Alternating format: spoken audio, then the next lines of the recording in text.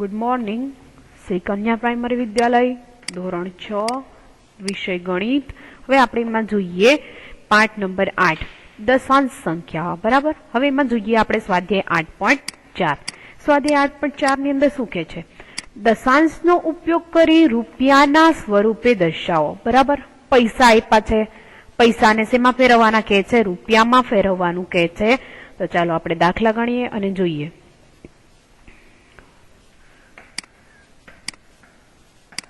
સ્વાધ્યાય 8.4. સ્વાધ્યાય 8.4 ની અંદર દાખલા નંબર પહેલો. દાખલા નંબર પહેલાની જોઈએ આપણે રકમ લખીએ. શું કે છે? પૈસા છે, પૈસાને રૂપિયામાં ફેરવવા હોય તો એક વખત ક્લિયર કરાવી દઉં. જોજો એક વખત સૂત્ર આખું કહી દઉં, એક વખત આખું કહી દઉં છું કે કઈ રીતે કેને કન્વર્ટ કરવા. 100 પૈસા કેટલા? 100 પૈસા બરાબર 1 રૂપિયો થાય. કેટલા થાય? 100 પૈસા બરાબર 1 રૂપિયો. અને આવું કહી શકું, 1 પૈસા બરાબર 1/100 રૂપિયા. આ રીતે આપણે દર્શાવી શકીએ. બરાબર. હવે પેલું શું કે છે? 5 પૈસા આપ્યા છે. હવે 5 પૈસા છે, જોઈએ પેલા દાખલામાં. 5 પૈસા, પૈસાને રૂપિયામાં ફેરવવા છે. તો પૈસાને રૂપિયામાં ફેરવવા છે તો કઈ રીતે ફેરવી શકાશે? જોઈએ. 5 પૈસા એટલે 5 ગુણ્યા 1/100. આ રીતે દર્શાવી શકું. હવે આને શું કરી શકાય? તો આને મારે લખવો, આને મારે 5/100 દર્શાવી શકાય. 5/100.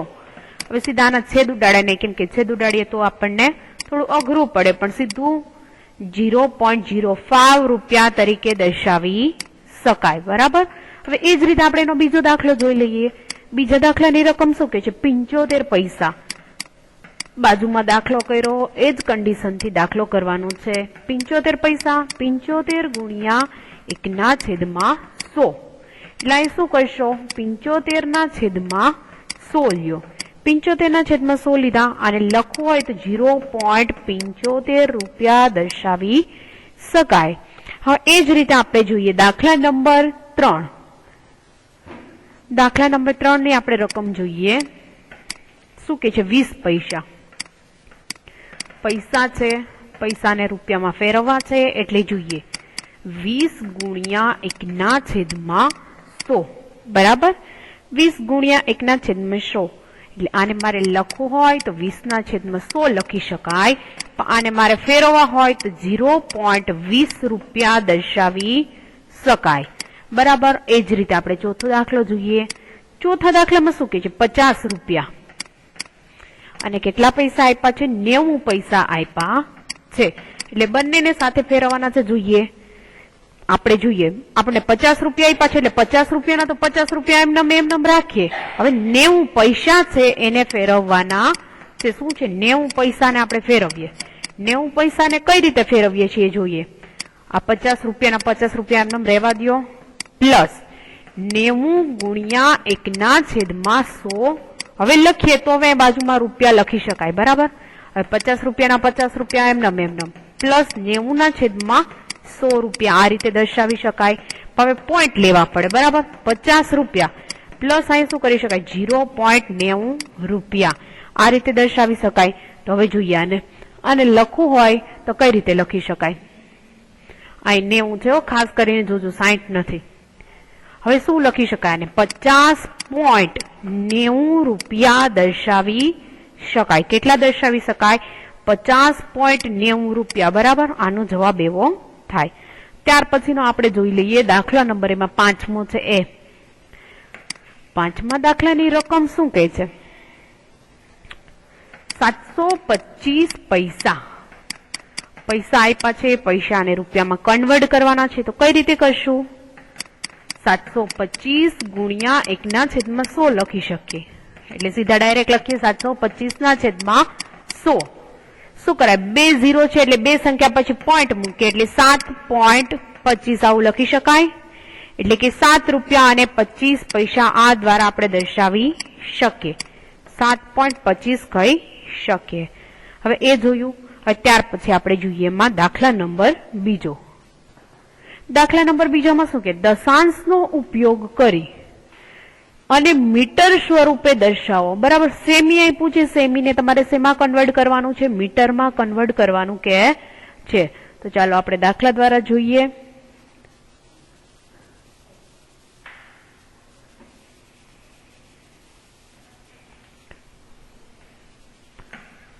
દાખલા નંબર બીજો. દાખલા નંબર બીજામાં આપણે જોઈએ શું કે છે. મીટર ને સેમીમાં કઈ રીતે પહેલા જોઈએ. 100 સેમી. 100 સેમી બરાબર કેટલા થાય? તો કે 1 મીટર. કેટલા થશે? 100 સેમી બરાબર 1 મીટર. અને 1 સેમી બરાબર કેટલા થાય? તો કે 1/100 મીટર. કેટલા થશે? 1/100 મીટર.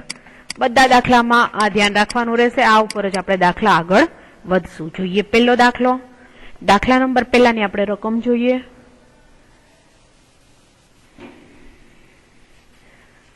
પહેલા દાખલાની રકમ શું કે છે? 15 સેમી. 15 સેમી આપ્યા છે. 15 સેમી ને કઈ રીતે ફેરવીએ? તો શું કરાય? 15 ગુણ્યા 1/100. એટલે સીધા શું કરાય? 15/100. એટલે આને મારે દર્શાવવું હોય તો 0.15 મીટર દર્શાવી શકાય. બરાબર. હવે એ જ રીતે બીજું બાજુમાં આપણે જોઈએ દાખલો બીજો.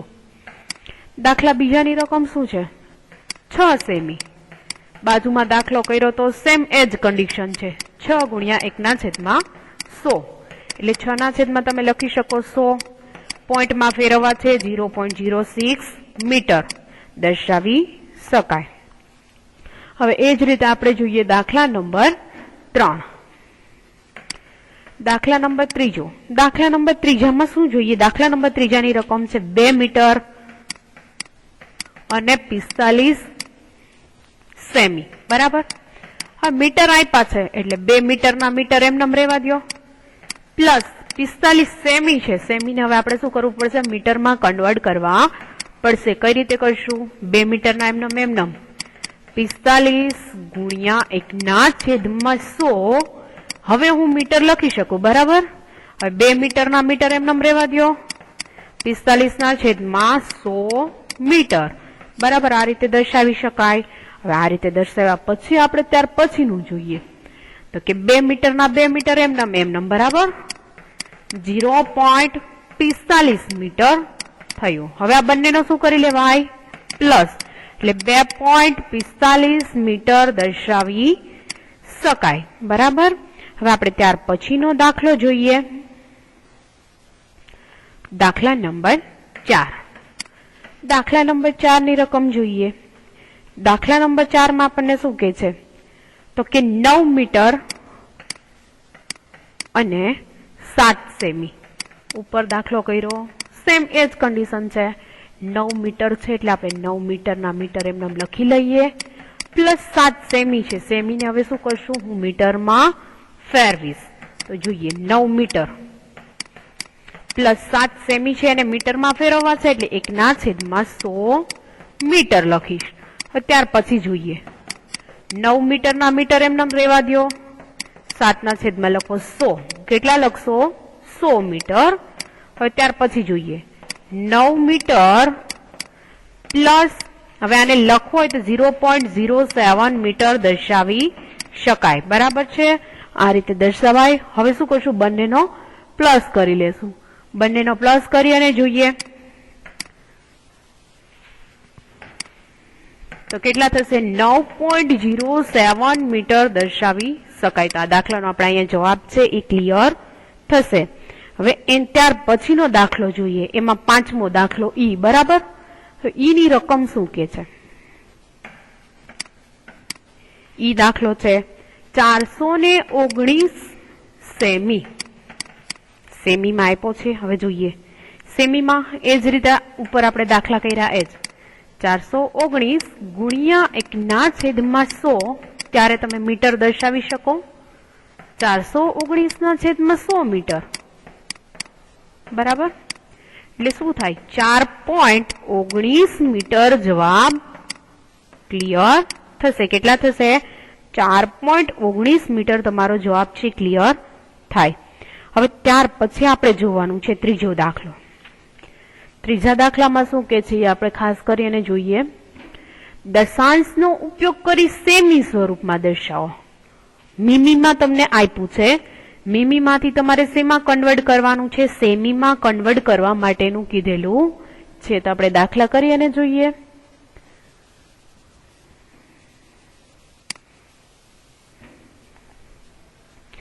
ચાલો જોઈએ આપણે દાખલો. દાખલા નંબર 3 નો પહેલો દાખલો. દાખલા નંબર 3 નો પહેલો દાખલામાં શું કહે છે તમને? મીમીમાં. તો મીમીમાં કઈ રીતે? 10 મીમી બરાબર કેટલા થાય? તો કે 1 સેમી થાય. કેટલા થાય? 1 સેમી થાય. 10 મીમી બરાબર તમારે 1 સેમી થાય.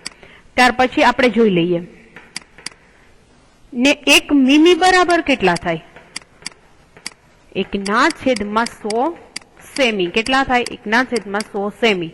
હવે આ ઉપર આપણે દાખલા આગળ વધીએ. દાખલામાં જોઈએ દાખલા નંબર પહેલો. દાખલા નંબર પહેલાની રકમ શું કે છે? 5 મીમી બરાબર. મીમીને તમારે શેમાં ફેરવવાના છે? સેમીમાં.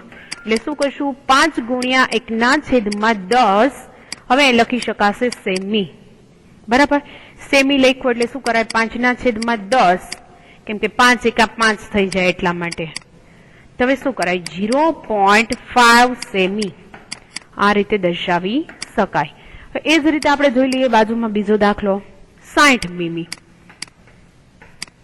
60 મીમી છે.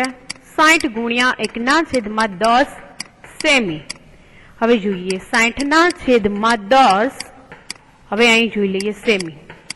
હા, આનું શું કરશું આપણે? જોઈએ 0 0 કેન્સલ થઈ જશે એટલે શું વધશે? 6 સેમી જવાબ વધશે બરાબર. ત્યાર પછી એમાં આપણે જોઈએ દાખલા નંબર સી. દાખલા નંબર સી ની રકમ જુઓ. શું કે છે? 164 મીમી. 164 મીમી છે. કઈ રીતે દર્શાવશો? 164 ગુણ્યા 1/10 સેમી. હવે જોઈએ 164/10 સેમી. આને લખવું હોય તો કઈ રીતે લખી શકાય? તો કે એક આંકડા પછી તમારે પોઈન્ટ લેવાનો રહેશે બરાબર. છેલ્લેથી એક આંકડો મૂકી અને પોઈન્ટ લ્યો એટલે 16.4 સેમી દર્શાવી શકાય. કેટલા? 16.4 સેમી દર્શાવી શકાય. હવે એ જ રીતે આપણે જોઈએ ડી. એમાંનો તમને ડી આપેલો છે. આપણે ડી જોઈએ. ડી ની રકમ શું કે છે? 9 સેમી. અને તમને કેટલા? 8 મીમી આપેલા છે. હવે 8 મીમી આપેલા છે એને જોઈએ. 9 તો સેમી આપણી પાસે ઓલરેડી છે એટલે 9 સેમી એમને લખી લ્યો. પ્લસ શું કરીએ? 8 મીમી. મીમીને શું કરવાનું છે? તમારે સેમીમાં ફેરવવાના છે એટલે 9 સેમી લખો. પ્લસ 8 મીમી છે એટલે 8 ગુણ્યા 1/10 લખશો ત્યારે શેમાં કન્વર્ટ થશે? સેમીમાં બરાબર. એટલે 9 સેમી પ્લસ 0.8 સેમી લખી શકાય. હવે શું કરશું? બંનેનો પ્લસ 9.8 સેમી લખવાના રહેશે. કેટલા? 9.8 સેમી થશે. હવે એ જ રીતે આપણે જોઈએ ત્યાર પછીનો દાખલો ઈ, કે જે તમારો 5મો દાખલો થશે. ઈ માં જોઈએ. ઈ ની રકમ શું છે?